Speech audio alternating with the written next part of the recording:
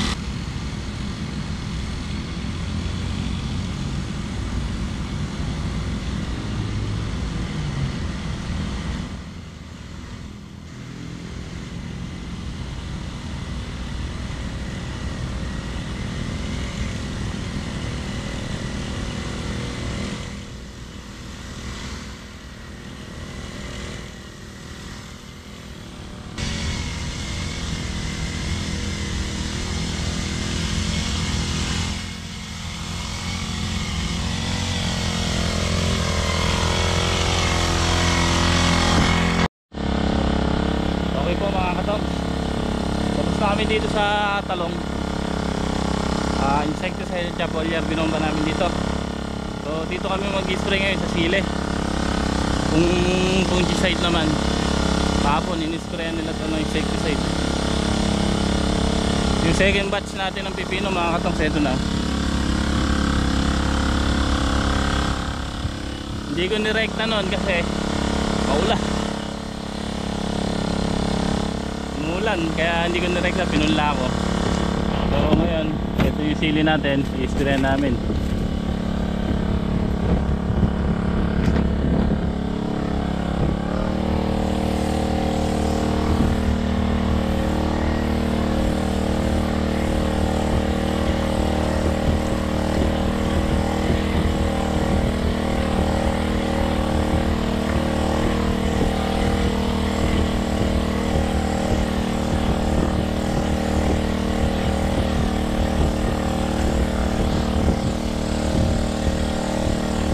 Mahina talaga yung lupa rito mga katong. Tingnan nyo, hindi kumapal yung sili natin dito.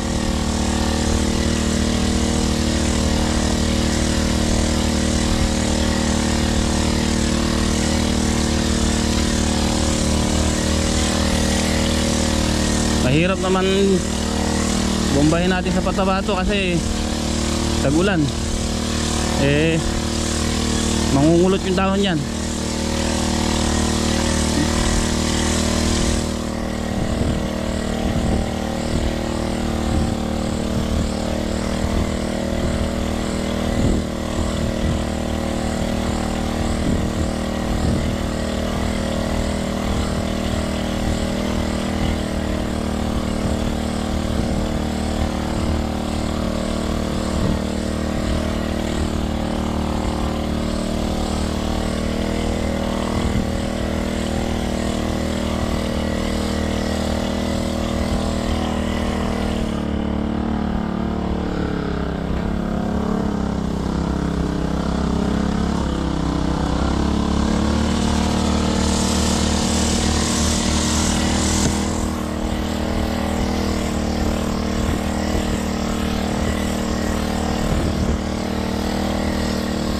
Ayan, nanilaw ng ay dahon ng iba. Punggos.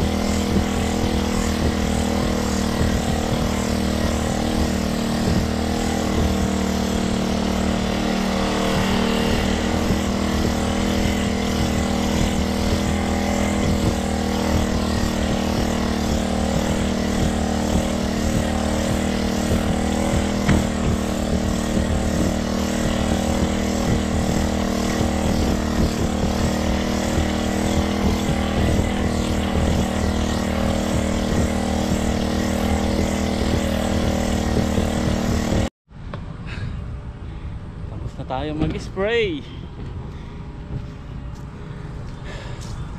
Dahil namatay mga katangsa, mga nakalutok sa tubig, mga insekto, mga hanip.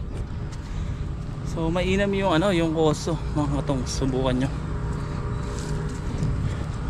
Sa apid, strip, white rice, lahat ng mga hanip sa dahon. Tapos matipid pa. Yung isang 250 ml na laman bote 600.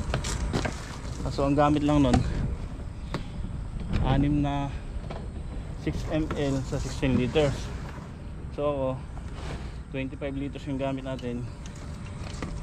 Ginagawa ko 15 ml para matapang sa una, tapos sa susunod yun 10 ml lang, tapos may halo naman ibang gamit yun.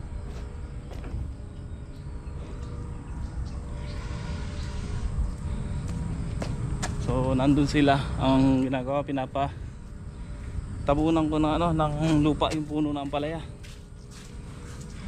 Sa lakas ng mga pag-uulan, nahuhukay yung puno. Ibig sabihin, lumalabas yung ugat.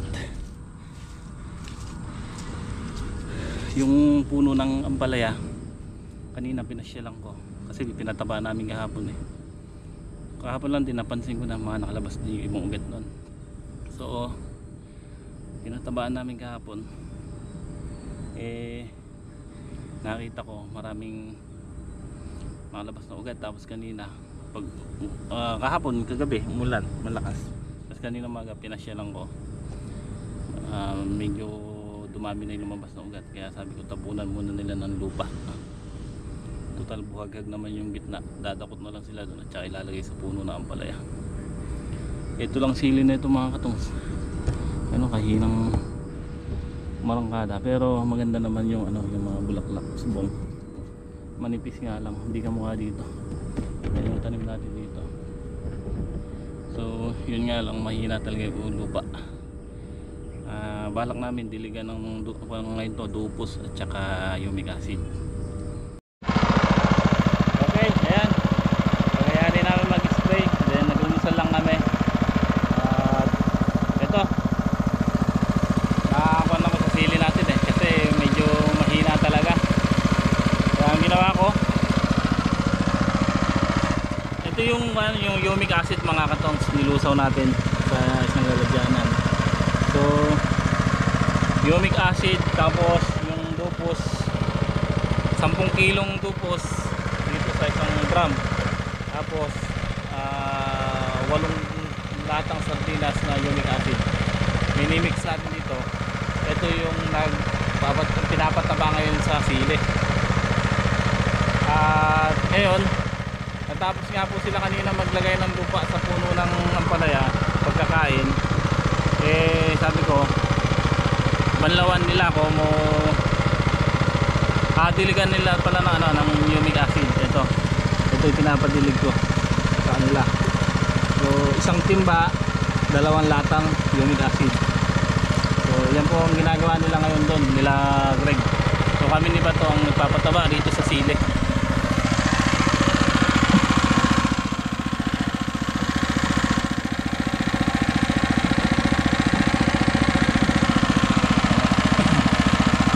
Saktong-sakto lang pala itaas ng ginawa natin, no? So, hindi na pumapalupot yung hose. Dati pumapalupot yan eh, pati ito.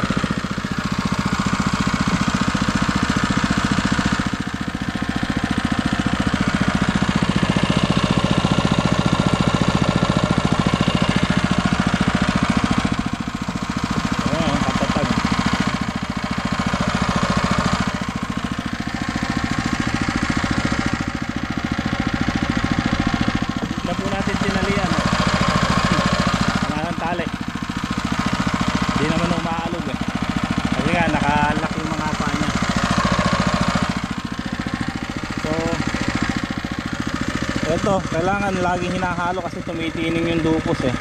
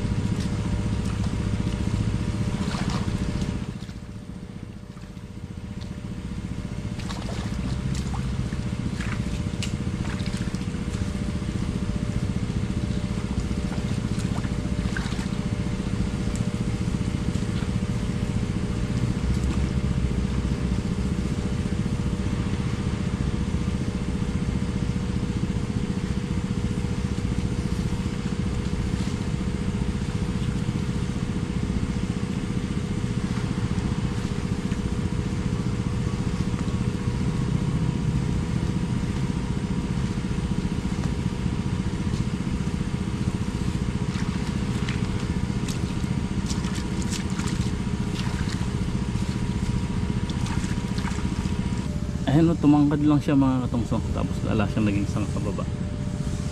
Pero maganda yung kanya, yung bulaklak kay talbos. Kaso yung iba nga lang talaga, tinamaan ng punggos gawa ng malalakas na ulan gabi-gabi.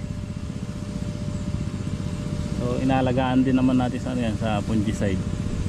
Tulad na nag-spray kami kanina, daconil. Nung isang araw, pungguran.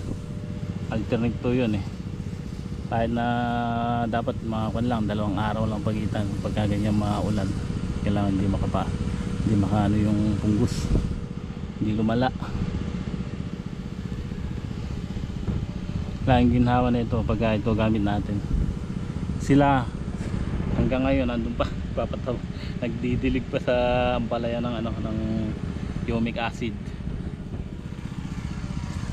Payayari sabay lang kami pagkakain, dun sila nagpunta, kami dito ni Bato. So mayayari na kami ni Bato rito, sila hindi pa tapos, 3 sila dun. Maganda yung ganito kasi ang hirap dun yung timba-timba.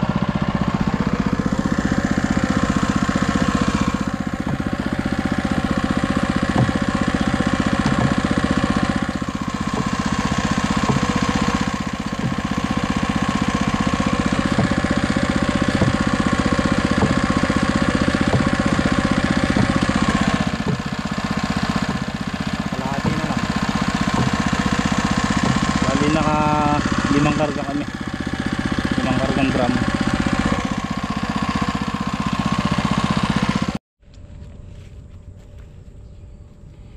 Okay mga katongs, tapos na kami magpataba ni Bato.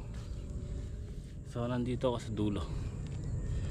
Ayan, pakita ko po sa inyo yung nilagyan nila ng lupa kanina. Tapos ayan, pinatambakan ko ng lupa yung puno. Tapos pinadilig ko ng humic acid. So kahapon lang namin pinatabaan yan. Sabi ko nga ipambabanlaw natin dyan yung humic acid. So pataba kami kahapon, tapos pinadilig ko ng humic acid, then pinatabunan ko yung lupa kasi nahuhukay ng ulan. Pinatubunan ko yung puno pala, lumalabas yung yung ugat. Yung pipino natin kapit na yan. So hanggang dito na taniman mga katongs yung pipino natin. Bali kung pa yan, 6 na tudling paton dito. So naka 7 tudling na yung natanim na una, tapos 6 pa, diba 15 nga po ito. Ang nangyari kasi natamnan ng ampalaya yung 2 tudling, etong gitna at saka yung sa may dulo. Kaya 13 na lang po yung pipino natin, 17 yung sa may ampalaya, 17 tudling. So may sobra naman siguro tayong, ito yung yung kambing yari tayo dito.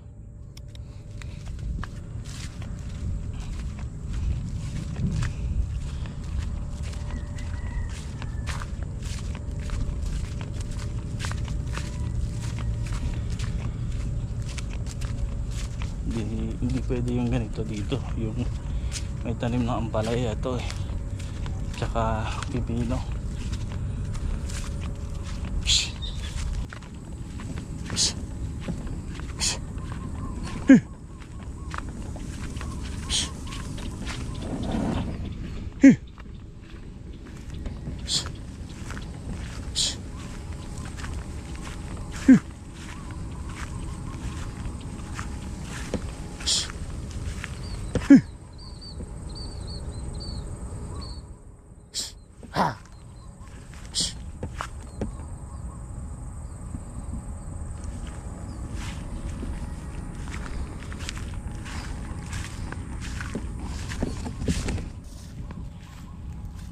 Ginapurak.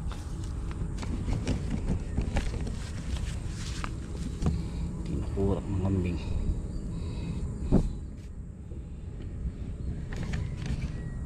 Kaya totoo yung kasabihan mga katongs, pagka nasingahan ng kambing yung halaman, Totoo yun. Tignan nyo yung, diba dati may kambing tayo doon sa tabi ng kubo, yung doon lang natin tinatali. Kinakain niya yung sa may bungad, yung sili. Yan, nadapurak pala oh. Kinakain niya yung sa may bungad doon sa may sili. Hanggang ngayon hindi lumaki sili doon. Kaya totoo yung kasabihan na yun.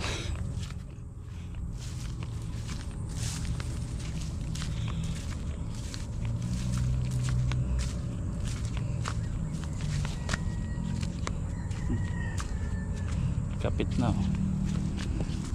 Kakabalbas na. Bilis. Bukas dalawa kami ni Batumagan dito, kakadkad ng trellis net. Tapos pabu sila yung tatlo. May pinagagawa lang ako ngayon dun sa harap. Ang gagawin nila bukas, bubunutin na nila yung yung sili. Tapos mamaya pag nayari nila yung pinagagawa ko doon, sabi ko bumawas na sila ngayon, so may bubunutin yung sili. So kailangan bunutin na para mataniman ng kagad. Bunutin natin na mataniman ng sitaw. Yung Taiwan mga katong, pagka nabunot yung sili na yon, bukas maghapon mayayari siguro nila yon. Palilinis ko na to, itong sulok na ito. Tapos dito natin itatanim yung Taiwan eh. Hindi naman natin ibababa ng baba doon, mga 3 tudling o 4 na tudling lang, kasi mababa na yung ganun. Inaabot na ng tubig yung gawi doon, yung gawing gitna. So dito lang sa gawin ng ampalaya, kasi magtatanim pa naman din tayo dito ng Taiwan eh. So ilan tray yon? 15 na itanim na natin yung dalawa, nasa 13 tray pa yon. So kasya na dito yun. Sisingit na natin dito.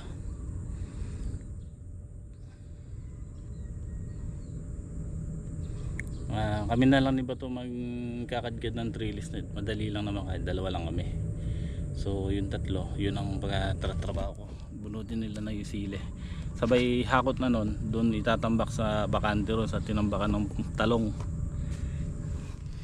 May dala nga pala sila sila Greg na na saging. Nagpakuha ako itong binhi. Ito po yung tordan, yung kulay dilaw. Doon po sa kapitbahay namin, nagagandaan ako sa saging nito. Sa amin kasi wala kaming mapagtaniman doon eh, doon sa akin. Sabi ko humingi nga siya ron, dahil okay naman, maitanim na lang dito sa dulo, dito na lang sa hanay ng papaya. Gagawin na lang natin doon. 4 na makakuha naman sila, 4 na suwi. So sana tumubo. Pero tutubo yan, may ugat eh. Yung isa walang ugat. Ito, ewan ko lang kung tumubo. Ayan, yung isa yung ugat na natira, sinagad nila. Pero ito magaganda yung naging ugat, nakuha nilang buo.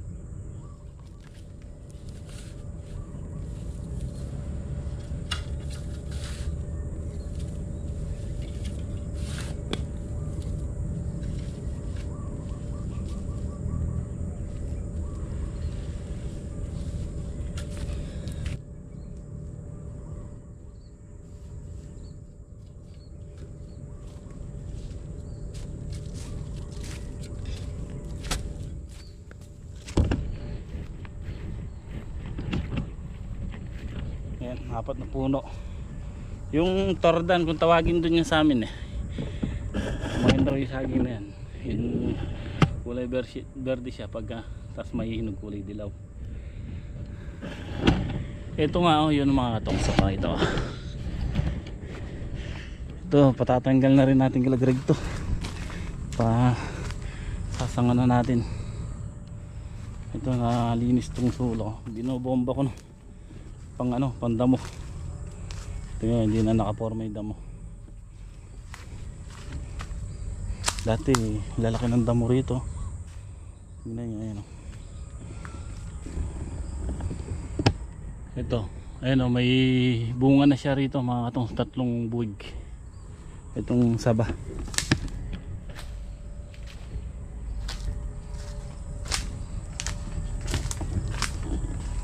Ayan may 3 buwig, kaya lang mukhang malnourished kasi hindi naarawan, hindi nasisigatan ng araw. Pasasangan natin lahat yan, tapos dyan na lang din nila itambak. Ito nung 1 taon lang to yung saging na yan, nasuro dun yan sa harap, tinapon dito.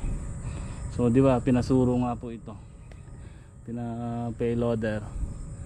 So may natangay na puno na saging diyan na tambak. So ayan, nabuhay.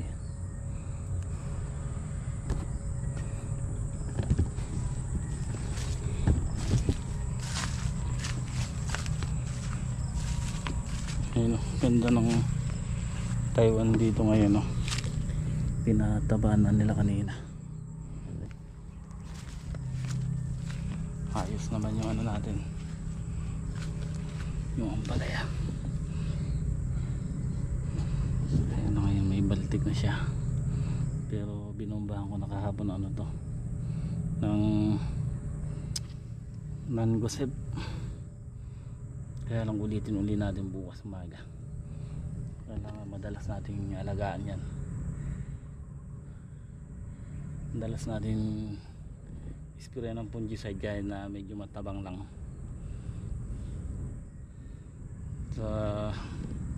Sa makalawa, pataba naman tayo. Ang abono natin 2100. Yes, 2100 dilig uli. Tapos sa pangatlo, pataba natin ng Unique 16 na yan. Yung dupos nandito pero malawak na yung ugat niyan. Sa susunod na pataba, sa pangatlong pataba, dito na natin lalagay 2100 yung Unique 16. Puro dilig lang pero matabang lang, hindi natin nilalakasan kasi basa lagi lupa pagkaya na yung nakaangat na kumalat na yung ugat. Sa pang-4 na pataba natin power spray na, titigmakin natin to. Tapos sa pang-5 doon tayo magkakarga dito sa gilid. So ganun, pero sa ngayon inuunti-unti lang natin muna yung pataba. Hindi natin binibigla hanggang bata sila. Pagka malalaki na yun, doon natin bibiglain yan.